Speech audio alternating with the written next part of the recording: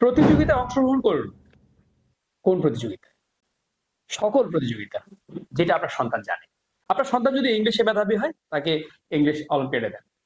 গণিতে মেধাবী হয়, গণিত অলিম্পিয়াডে দেন। আর যদি কারাটে শিখে, কারাটে যে কোনো প্রতিযোগিতায় যান।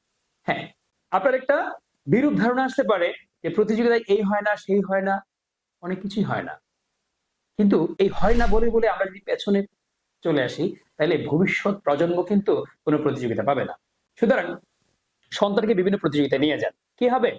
এখানে সে দেখবে সে প্রতিযোগিতায় জিতুক বা হারুক, এত বড় একটা প্ল্যাটফর্মে সে কিন্তু জয়েন করেছে। আমরা অনেক অভিভাবকরা বলি, আমার সন্তান তো কিছুই পারে না, আমি ওকে এই প্রতিযোগিতায় নিবই না।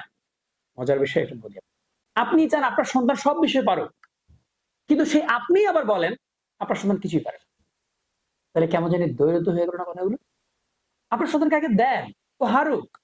ও হারলে বলেন যে বাবা, তুমি যে এই পর্যন্ত এসেছো, তুমি কি জানো তোমার ক্লাবের 100 জন স্টুডেন্টের মধ্যে তোমরা যে 10 জন আসছো, তার মধ্যে তুমি একজন। আমার তুমি তো জীবনে এই জায়গায় একবার জিতে গেছে। এই শিক্ষাটা দেন সন্তানকে। তাকে আনেন প্রতিযোগিতায়, ওকে বলেন যে প্রতিযোগিতায় আসার জন্য যোগ্যতা লাগে, সাহস লাগে, তুমি সেই জায়গাটা অলরেডি ওভারকাম করে ফেলেছো। আর খেলতে খেলতে একটা সময় জিততে পারবে। আমরা খেলার আগে চিন্তা করি আমার ছেলে জেতার জন্য আগে কমপ্লিটলি প্রিপারেশন নেয়। ভাই, প্রিপারেশন খেলতে খেলতে। তাহলে কি হবে? তার কোন সময় কি করতে হবে এই জিনিসগুলো সে শিখতে পারবে। কারণ এক একটা প্রতিযোগিতার আয়োজকদের এক এক ধরনের ক্যাপাবিলিটি থাকে, অথবা এক এক ধরনের ল্যাকিংস থাকে।